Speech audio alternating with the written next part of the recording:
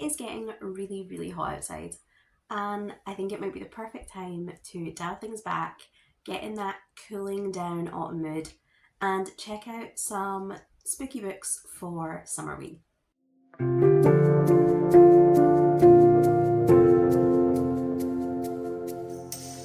Summerween is a week-long readathon for July. This is the first year that I have vlogged or recorded or written anything for it, but I've always really enjoyed taking part. You can read anything you want, be it horror or thriller, or, as I'm probably going to do, more spooky. If you want to know anything more about the readathon or you want to check out the creator, the host is Gabby at Gabby Reads, and I will link her channel down below. So I actually started a little early because I was travelling and I needed to plan books to take with me. So I did get a bit of a head start and finished about half a book before the readathon officially started. But we're going to just take that as a nice bonus. There are a number of different ways to take part in this readathon, and it's kind of up to you how seriously you want to interpret the prompts. There are 5 prompts, or there is a 3x3 bingo square, so they do have slightly different prompts on some of them. I'm going to be going with the bingo square, and my goal for the week is to get at least 1 line of bingo. The book that I started early and have actually now finished is going to be going right in the middle of that bingo board to make things as easy as possible. Hungerstone by Kat Dunn is a historical sapphic Carmilla retelling. It has lots of feminine rage, loosey-goosey vampires, all kind of set against the Industrial Revolution in the north of England.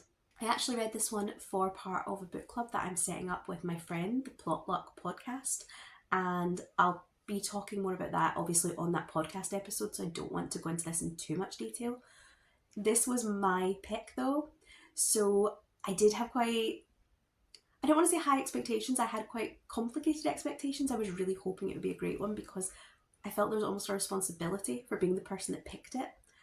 And I don't think it quite lived up to what I had hoped, but I did have a good time with it, and it was a really nice, solid way to start my summer. The book that I'm currently reading, I've only just started. I think I'm about 20 or 25% in, and that is Snake Eater by T. Kingfisher.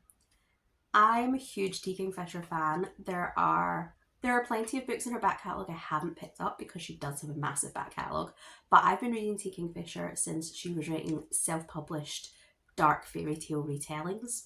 So I usually find her books a really safe bet. There's a couple that I've maybe put down as a 3, but I don't think I've ever read one I actively disliked. I think I'm in the minority that I wasn't a massive fan of Thornhedge, the really short Sleeping Beauty retelling. I don't know, I keep saying, I just don't think I do well with shorter books, is I think the problem.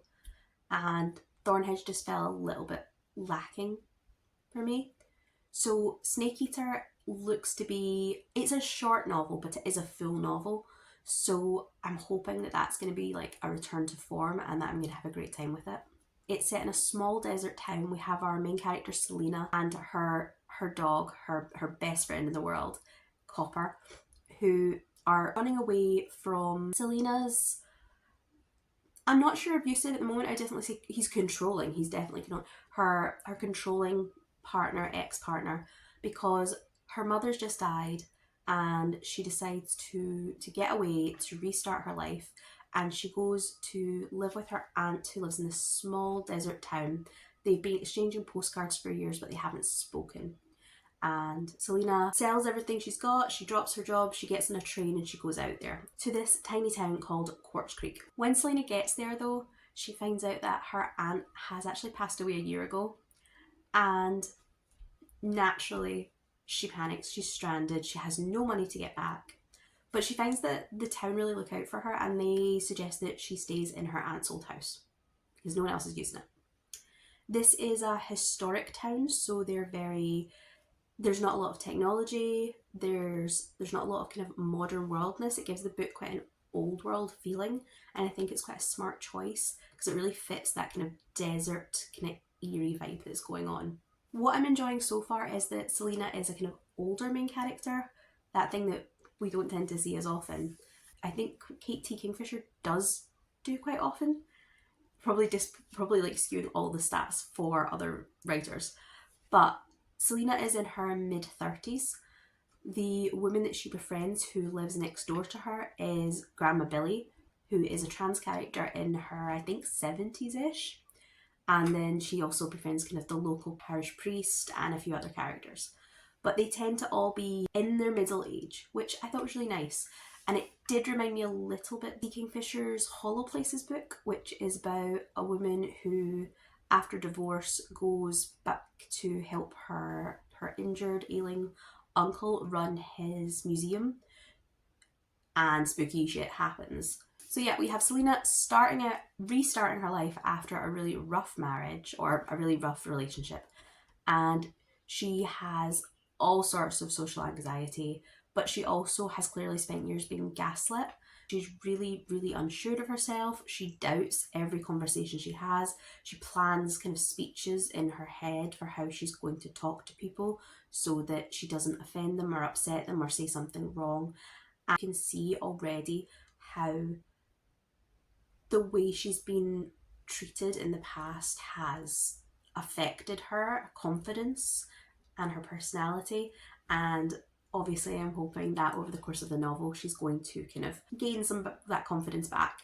I'm really enjoying seeing this little community come together, the way they're all looking out for Selena, but in the most unobtrusive way possible.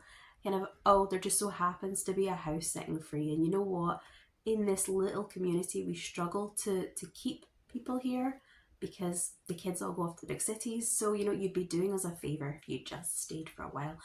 They're very nice and very, I suppose this could be a kind of insidious thing where we're going to turn out that the town, or actually whatever the horror aspect is, it could be that these people are actually setting her up for failure, but I'm really hoping they're not, because I really like the kind of the community that we're getting.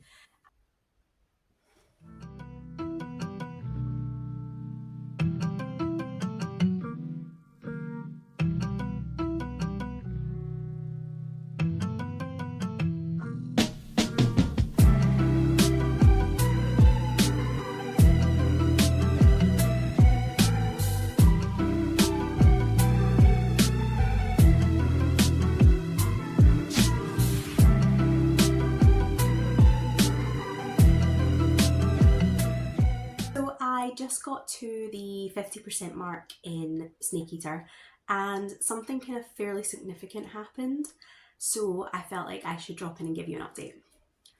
Up to now there's been some kind of eerie, creepy moments. There's been strange animal screaming going on at night, and there's been odd noises in the house. But because, as I said, I think I told you in the last update about Selena, she's very anxious, she's very nervous, she doubts herself. So all the kind of noises and strange things that are happening at night and in the house, they're not that we're gaslighting her or that she's gaslighting, but you're not sure how reliable a narrator she is without her trying to mislead you.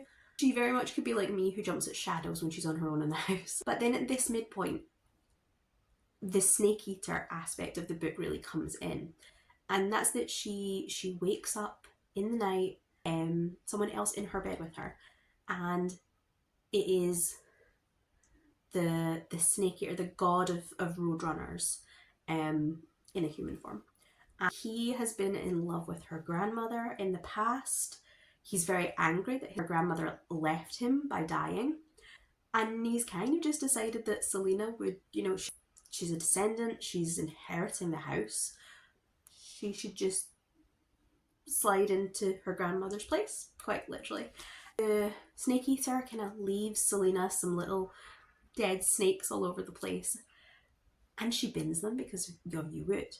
But she doesn't say anything because she doesn't want to offend him, because she's very much, like we've said about, she's very much about not offending people. She doesn't like conflict, she doesn't engage in conflict. And that's a great character foible, because that's what then sets off the real kind of momentous of the story, is that she doesn't say anything about it, she just gets rid of the snakes, she buries them. And it turns out that these have been Snake Eater's kind of courtship ritual, these have been his gifts, and as far as he's concerned, she's accepted them. Obviously, as soon as she wakes up with him, she rejects him. She says, you know, that She tells the age-old lie. She says that she's in a relationship, she has a mate already, even though she wants nothing to do with her ex. And Snake Eater is enraged, and he now has started to send fetches, which are reanimated owl skins, to chase her, to try and get into the house at night. He's killed one of the other little small gods that was helping out in her garden, and the whole thing's kicked off now. I did think this was where it was going to get super spooky and where the really eerie thing was going to come in. I thought that there has been that kind of little tippy tap of kind of something off throughout the book that I think is T. Kingfisher's stock and trade. She always does that so well. I thought this was then where we were going to maybe delve into much more horror. But honestly, I don't think it's going that way. When Selena, she thinks she's going crazy, obviously, and she talks to Grandma Billy about it, she talks to Father Agony about it, and they're very chill. They're very like, yeah, gods exist. That's the thing that happens out here. You probably shouldn't upset them, but you know, what can you do? They're dicks, basically, but we get on with it.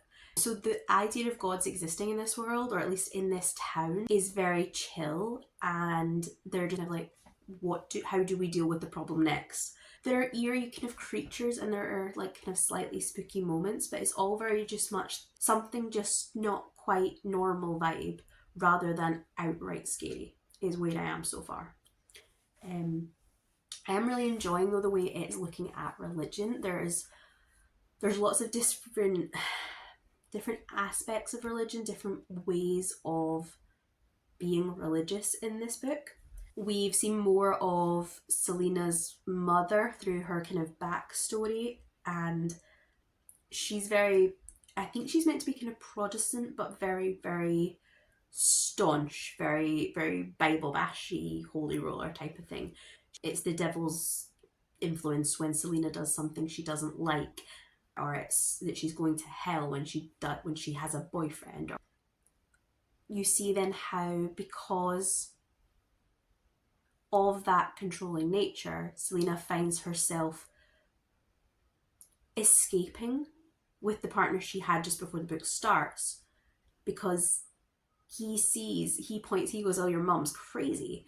And like, because he's the first person she's ever met, points out how awful her mother is, she latches onto him immediately. It goes between the frying pan and the fire, that she goes from one super controlling person in her life to another. Because even though they are completely different, that doesn't mean either of them are good for her. You then have Grandma Billy. She reminds me a lot of Granny Weatherwax from Discworld, where she totally accepts that these gods exist. She accepts that they have power. That doesn't mean she has to like them, and it doesn't mean she has to worship them. She just acknowledges they're there. We also have lots of references to Native American gods and spirits. We have Father Agony, who is the Catholic priest, and he's very much, I think, what you would think of as like the kind of the idealized Christian. He talks the talk and he walks the walk, but he is also he's half spirit. His mother is one of these animal spirits. So there's a lot of different ways, different types of religions are butting up against each other, different attitudes to religion. I don't know if it's going to come into play, if religion's meant to be a part of it. I'm enjoying the book overall. It's very kind of meandering paced. It's got a nice kind of lazy summer heat feel to it, which works perfectly with that desert setting. The fact that it's sweltering out this week because we're in the middle of a heat wave, but it does have that very lazy, rippling heat wave on the horizon type of feel to the story itself. And I'm having a good time. I don't know that it's going to be my favourite Kingfisher book. I do kind of tend to think of her writing in different camps because she writes such different things. Sword Heart and the Paladin series are very fantasy, and then she has things like Bryony and Roses, The Seventh Bride, that are very dark fairy tale retellings. I don't know if it's going to be my all-time favourite, but I think it's going to be in a kind of an upper tier, definitely. But I'll need to finish it, and then I will get back to you and let you know exactly what I thought.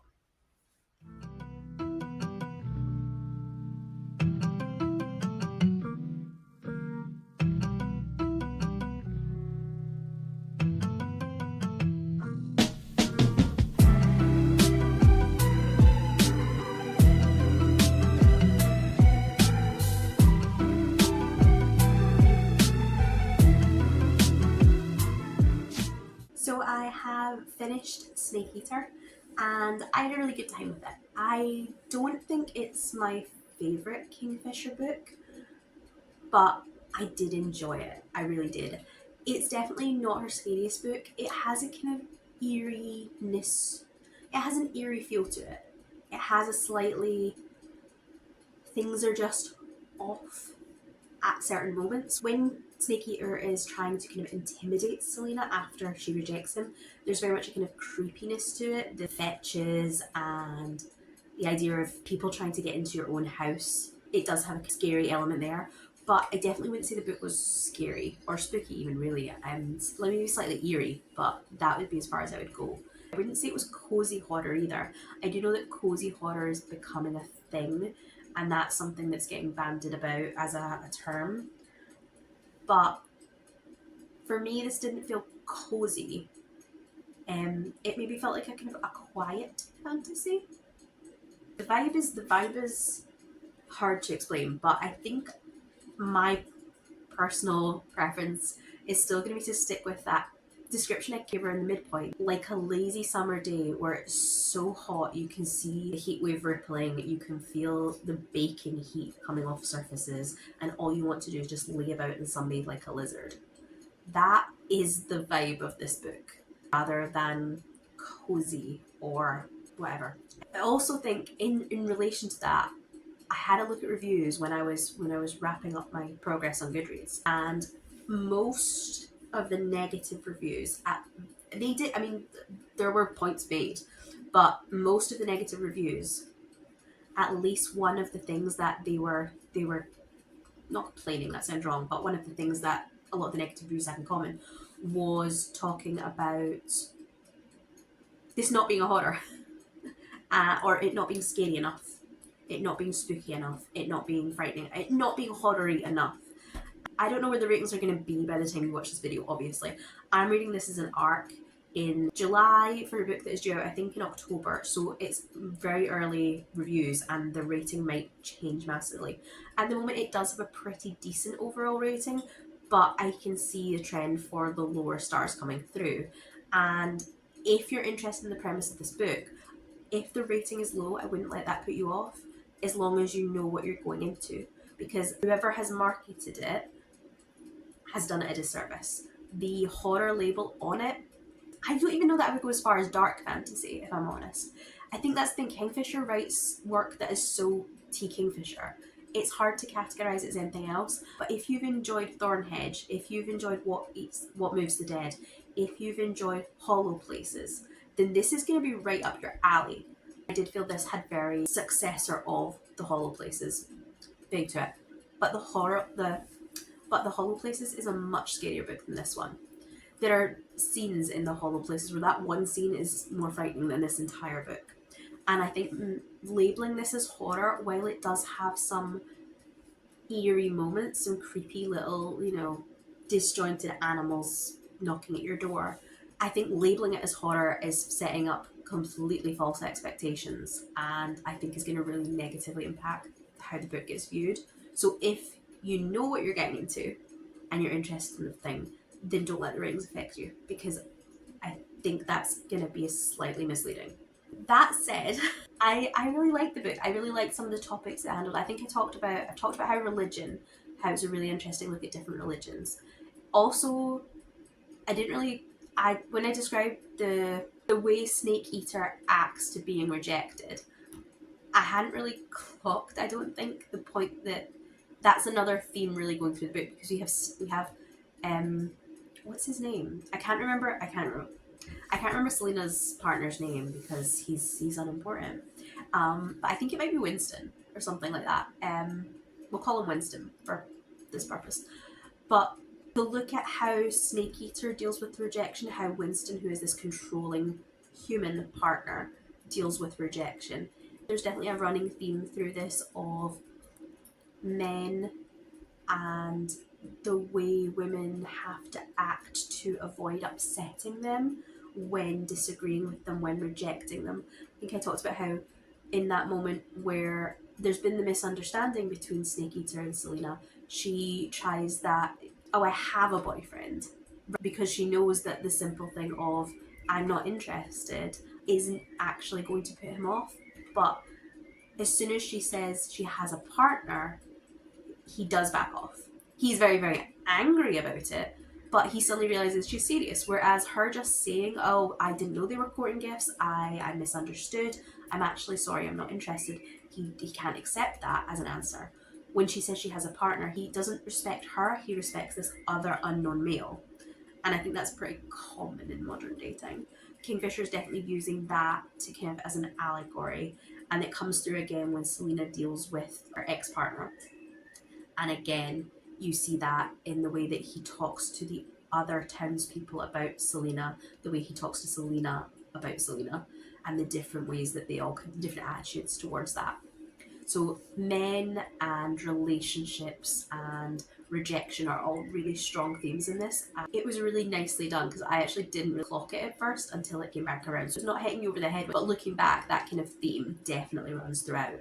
So you have religion, you have men in rejection, and you have Selena's social anxiety, her finding your place even when you feel you don't maybe deserve it. There's a very big part of her deserving to be looked after, deserving to be supported. She talks about how she feels that she can't be given anything for free. She should have a badge that says that she's always worked for herself and she's just down her luck. She's not one of these undeserving people that has never worked. There's definitely a lot of kind of self-hatred. There's a lot of that coming through, that kind of, you deserve help in certain situations, and whether having to essentially pay back help and like support being something that can be offered without any ties, without any strings attached. So yeah, lots of kind of broad themes. It'd probably be a really good book club book, actually. I should do a tier ranking of Kingfisher's books that I've read, but I have a couple that I want to knock out before I would even consider that. But this one was a good one.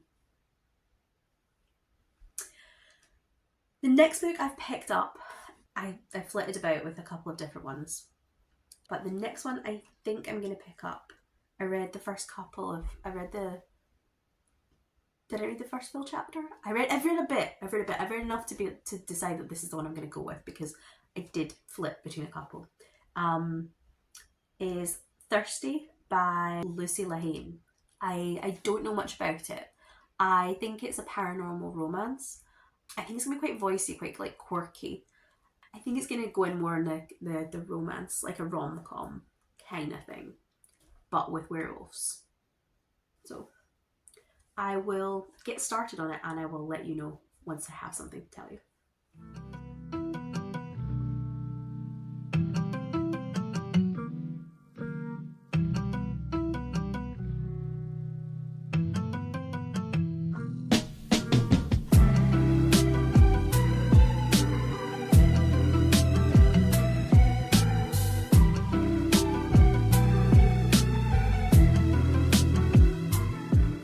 So my update for you on Thirsty is that I have finished it.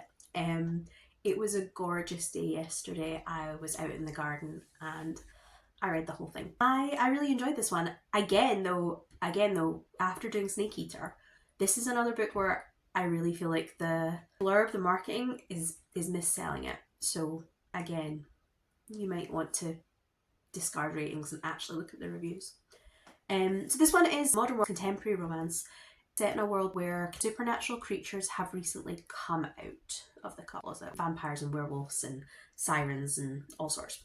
Our main character, Charlie, is a struggling writer. He's a columnist and his column has been struggling. He writes kind of Agony Aunt style advice called under the kind of pseudonym Wise Old Crone. And he's been moved from a salary onto a pay-per-click model. He's had to give up his New York apartment. He's had to move back to this small town. I think it's in somewhere in Virginia, because he can't afford the rent.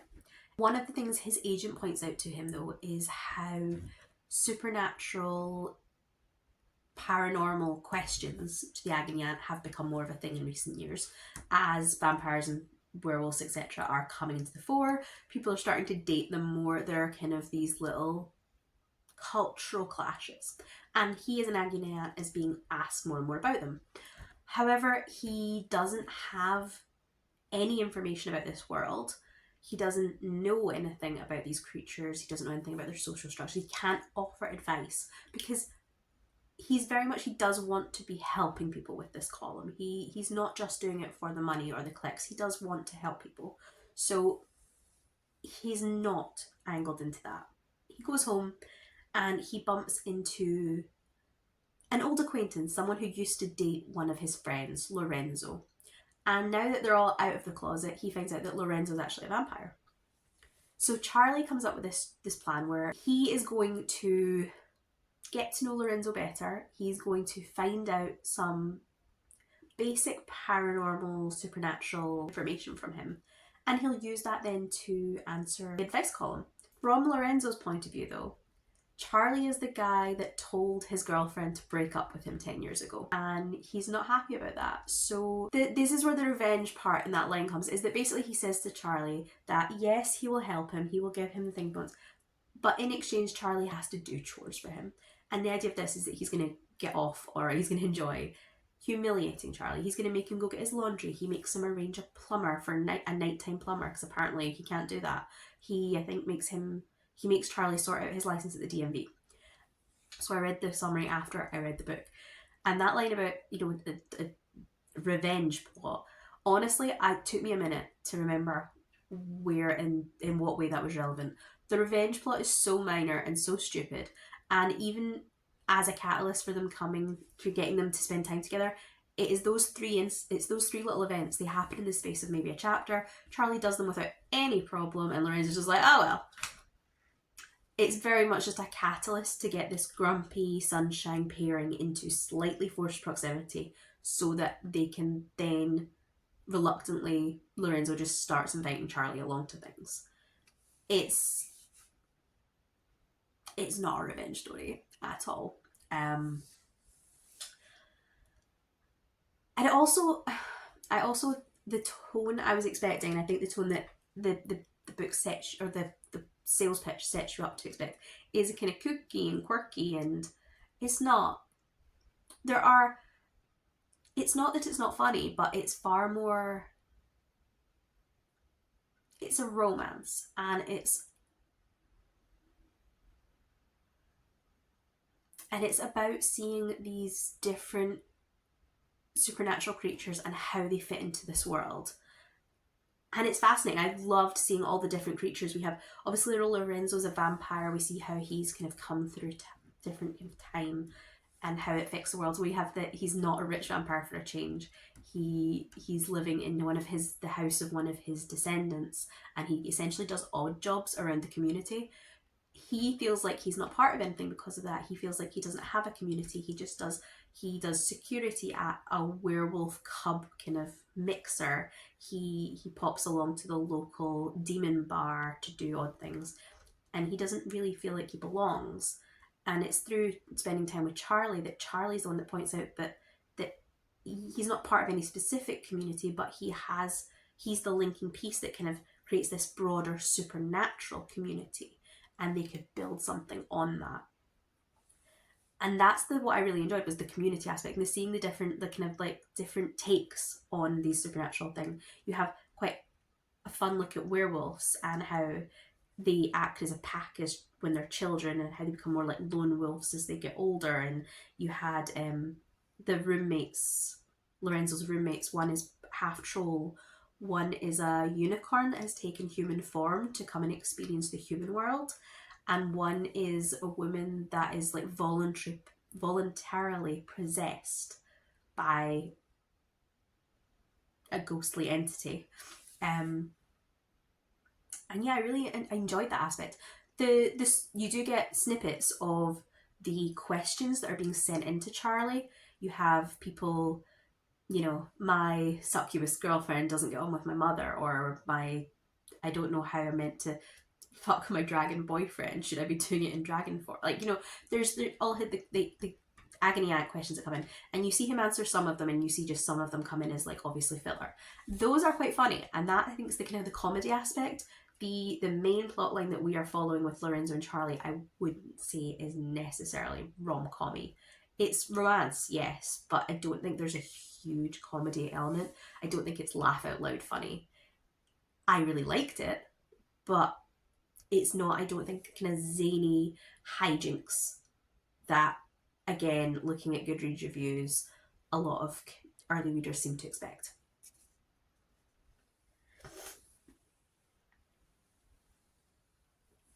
The third act breakup was, I was going to say it's a little predictable, but honestly it was incredibly predictable. It was obvious what that was going to be. And so I felt you could have done something more interesting with that. The third act breakup was, I don't want to give it away, but when you're reading the book, you'll know, because even from the premise, you can probably figure out what the third act breakup is. You know, Charlie essentially not tricks, but he doesn't tell Lorenzo that he's using him as research. It's fairly obvious what's going to split them up. I thought you could have done more with that. I thought you could maybe have had those two worlds collide a little more. We do have there is a moment where Charlie's pulled up, called out, whatever you want to call it, for the fact that he is prone to meddling. With the best of intentions, you do very much feel that he wants to help people. He thinks he's offering the best advice he can. In a lot of situations he is. We find out, we see that the breakup that Charlie suggested with Lorenzo and his girlfriend, we see that we hear about it from both their points of view. And you do get the idea that Charlie's he's trying to do good. He genuinely wants to help people. But by the nature of Agony and kind of advice columns, he is meddling in people's lives. And I thought that would have been interesting if one of the questions that came into him and he offered advice, if we had seen that play out in the real world and maybe that had caused the conflict between them. I thought that might have been interesting. He does get asked, should I leave my wife, or should I do this and should that? I thought if one of the advice columns, if he had given advice and with the best of intention not fully understood the supernatural world, had given bad advice, then we had to see these real world, the people he knows in the real world dealing with the fallout of that somehow, then I thought that might have been interesting. So I thought the two kind of sides of the story, the Agony and the really interesting supernatural community that exists in this world, if those two things had been more connected, I think that third act would have felt stronger. Instead, it felt a little bit like ticking a box. It happened, it was fine. It creates that moment where the characters go off and create something on their own before coming back together, which I really enjoyed it. I didn't expect to enjoy it as much. I think I enjoyed Snake Eater more on reflection. Or I think Snake Eaters, maybe it's a better book in the sense of it had those kind of big themes. It had something to say. I don't know that Thirsty has as much to say for itself, but I did really enjoy the book. It was a 4 probably. So a really good book. A nice paranormal romance. So adding Thirsty to my Summerween bingo, I managed to fill one more square with a movie that I watched last night. A comedy horror, a slasher at a summer camp kind of thing. It was fine. It wasn't great, it was fine. But it does give me my bingo line. I'm happy with that. So yeah, let me know if you took part in Summerween. If you did, what was the best book you read? What was the best film you watched? If you didn't, but you are interested in either of these books, talk to me about those too. Tell me about the book that you read that was completely mismarketed, because that's been a theme in this vlog. And if you have nothing else to say, leave me one of those really cute little ghost emojis for Summerween. Thank you so much for watching, and I'll talk to you next time. Goodbye.